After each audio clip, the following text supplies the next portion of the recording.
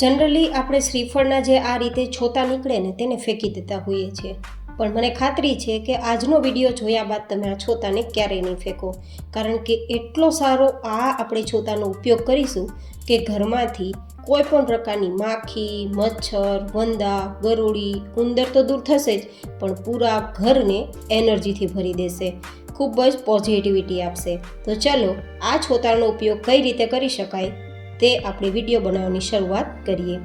તો જેમના માટે મેં લગભગ 1 થી 2 શ્રીફળ હોય તેના આ રીતે છોતા લીધા છે, અને છોતાને હવે આ રીતે રફલી આપણે કાપી લેવાના છે. તમે હાથથી પણ કાપી શકો છો, ચપ્પુથી કાપી શકો, કાતરથી કાપી શકો. થોડા નાના ટુકડા હોય ને તો તેનો પાવડર તૈયાર કરવામાં સરળતા રહેશે. હવે બધા જ ટુકડાને આપણે મિક્સરમાં લઈ લેશું, જેટલા સમય તેટલા લેવાના. મિક્સરની કેપેસિટી વાઇઝ તમારે ઉપયોગ કરવાનો. હવે તેને આપણે પાવડર તૈયાર કરવાનો છે. શ્રીફળના છોતા થોડા જો ભીના હશે ને તો પાવડર તૈયાર નહીં થાય, બરાબર સુકાઈ ગયા બાદ જ ઉપયોગમાં લેવાનો. એન્ડ હા ગાઈઝ, તમે આ વિડીયો ક્યાંથી જોઈ રહ્યા છો તે મને જરૂરથી બતાવજો, જેથી હું તમને સ્પેશિયલ થેન્ક્સ કહી શકું. તો આ રીતે પાવડર તૈયાર થઈ ગયો છે. અત્યારે તેને સાઈડમાં રાખી દઈએ, અને હવે બીજી સામગ્રી લેશું, ફૂલની પાંખડી. આ જે ફૂલની પાંખડી છે ને તે મેં ભગવાનને ચડાવેલા ફૂલ હતા, મતલબ કે આપણે ભગવાનને ચડાવ્યા બાદ તે ફૂલને પાણીમાં પધરાવી દેતા હોઈએ છીએ, પણ આપણે અહીંયા આ ફૂલને પણ ફેંકવાની જરૂર નથી. આ ફૂલની પાંખડી અલગ કરી અને પછી તેને મેં તડકે સૂકવી દીધા હતા, તો 1-2 દિવસમાં પાંખડી સુકાઈ ગઈ છે. મતલબ પાંખડી પણ ભીની ના હોવી જોઈએ, બંને વસ્તુ સુકાઈ ગયેલ હોવી જોઈએ. પછી આ ફરીથી બંનેનો પાવડર તૈયાર કરી લઈશું.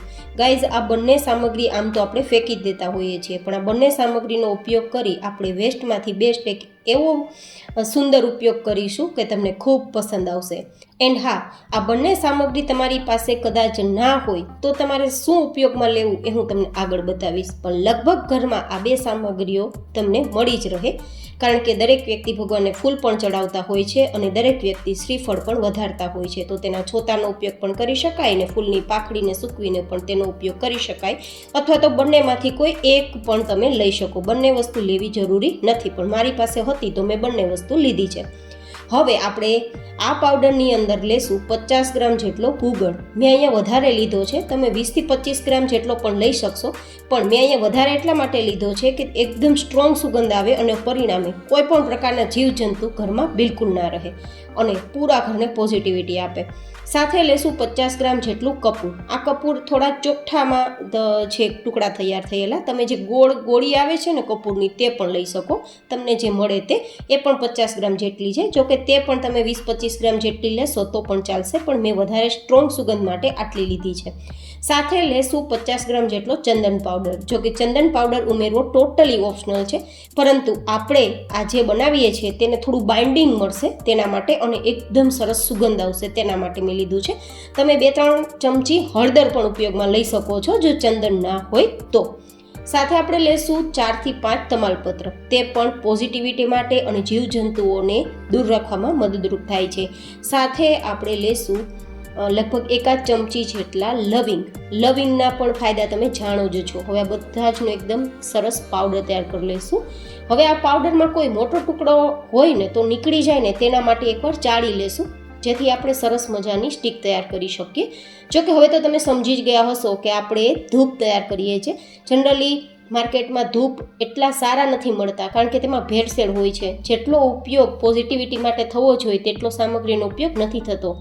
જનરલી તે લોકો માટીનો ઉપયોગ કરતા હોય છે અથવા તો બીજી રીતે તૈયાર કરતા હોય છે, પણ આપણે આ વેસ્ટમાંથી બેસ્ટ ધૂપ તૈયાર કરી શકીએ, અને પણ એટલો સ્ટ્રોંગ કે ઘરની અંદર પોઝિટિવિટી, એનર્જી, સારી સુગંધ અને માખી મચ્છરથી દૂર રાખવા માટે આપણે ખૂબ જ ઉપયોગી બને. તો આ રીતે ચડાઈ ગયા બાદ થોડો મોટો ટુકડામાં થોડું રહી ગયું છે તો ફરીથી તેને મિક્સરમાં એકવાર ગ્રાઇન્ડ કરી લઈશું, તો થોડું છે પણ નીકળી જાય.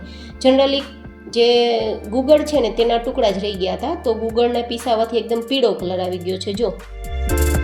તો તેને એકવાર ચાળી લેશું અને બિલકુલ તેમાં કોઈ પણ પ્રકારના ટુકડા ના રહે એ ખાસ જોઈ લેશું.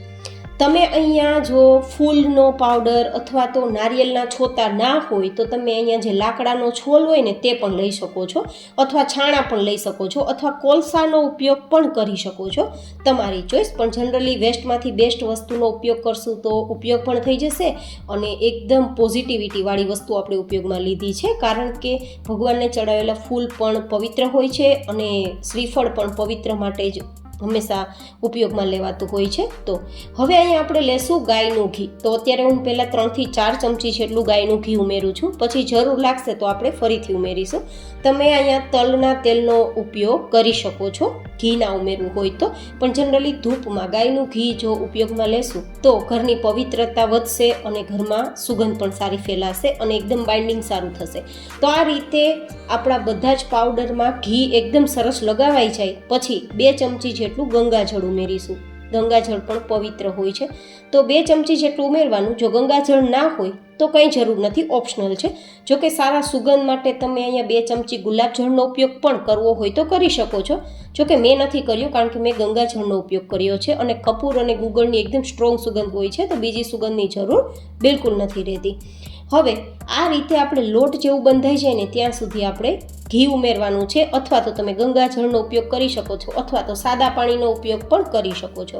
હવે જો તમારી પાસે કોઈ પણ પ્રકારની સ્ટીક બનાવવાનું મોલ્ડ હોય તો તે રીતે, અથવા આ રીતે હાથથી તમે ગોળ ગોળ ચલાવતા જશો તો એકદમ જે ધૂપબત્તીની સ્ટીક હોય ને જે માર્કેટમાં મળે છે ને તેવો શેપ આરામથી લઈ લેશે.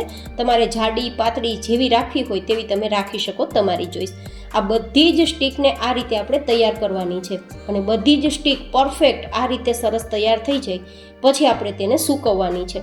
આ સ્ટીકને સુકાતા થોડો સમય જરૂર લાગશે, પણ એકવાર સુકાઈ ગયા બાદ પછી તમે એરટાઈટ ડબ્બામાં ભરી દરરોજના માટે તેને પ્રગટાવી શકો છો. હમણાં નવરાત્રિ આવે છે, દિવાળી આવે છે, તો ત્યારે પણ તમે આ સ્ટીકનો ઉપયોગ જરૂરથી કરી શકો. તે માટે મેં તમને આ વેસ્ટમાંથી બેસ્ટ આઈડિયા શેર કર્યો છે. તો જરૂર બતાવજો કે તમને મારો આઈડિયા કેવો લાગ્યો. તો એકદમ સરસ સુકાઈ ગયા બાદ હું તમને એકાદ સ્ટીક છે તે બતાવીશ કે કઈ રીતે તેનો ધુવાળો થાય છે.